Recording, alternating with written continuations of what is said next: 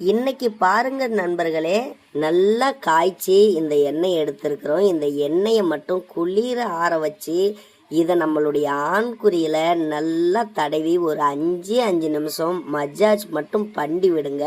இப்படி நீங்க நைட்ல தூங்க போகும்போது ரெகுலரா மஜாஜ் பண்ணி விட்டீங்கன்னா உங்களுடைய ஆண்குறியில ரத்த ஓட்டம் ரொம்ப அதிகமா ஏற்படும்.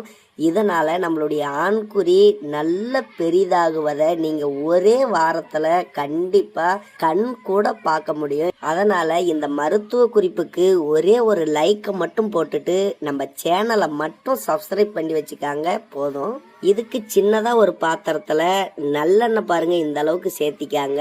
அதுக்கப்புறம் கரிஞ்சீரக பொடி 1 ஸ்பூன் அளவுக்கு இதுலயே சேர்த்திக்கலாம். 5 சின்ன வெங்காயத்தை எடுத்திருக்கிறோம், சின்னதா கட் பண்ணி சேர்த்திக்கலாம். 1/2 ஸ்பூன் அளவுக்கு அமுக்குராங் கிழங்கு பொடியும் இதுலயே சேர்த்து இந்த வெங்காயம் நல்லா லைட்டா கருகி வர வரைக்கும் மிதமான தீ வச்சு எண்ணெயை சூடு பண்ணுங்க. நம்ம சேர்த்திருக்கக்கூடிய இந்த கரிஞ்சீரகம், அமுக்குராங்கிழங்கு பொடி, சின்ன வெங்காயம், இந்த 3மே நம்மளுடைய ஆண்குறியில் இருக்கக்கூடிய சதைகளுக்கு நல்ல குளிர்ச்சி தன்மையை தந்து ஆண்குறியில ரொம்ப அதிகமா சதை பிடிப்பு என்பது ஏற்படும். இந்த எண்ணெயை தடவுற காலங்கள்ல நீங்க தாம்பத்தியத்தை செய்ய வேண்டாம். ஏன்னா ஒரு வாரத்துக்கு கண்டினியூவா தடவுங்க. அதுக்கப்புறம் வேணா தாம்பத்தியம் வச்சுக்கிட்டு பிறகு ஒரு வாரம் கண்டினியூவா தடவுங்க.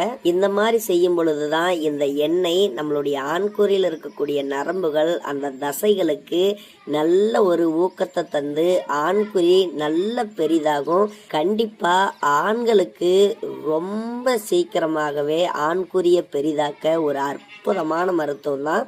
இந்த எண்ணெயை நல்லா காய்ச்சி எடுத்தாச்சு. இதை அப்படியே வடிகட்டி குளிர ஆற வச்சு இதை மட்டும் நீங்க ஆண்குறியில தடவுங்க. ஆண்குறி, விதைப்பகுதி எல்லா பகுதியிலும் தடவுங்க.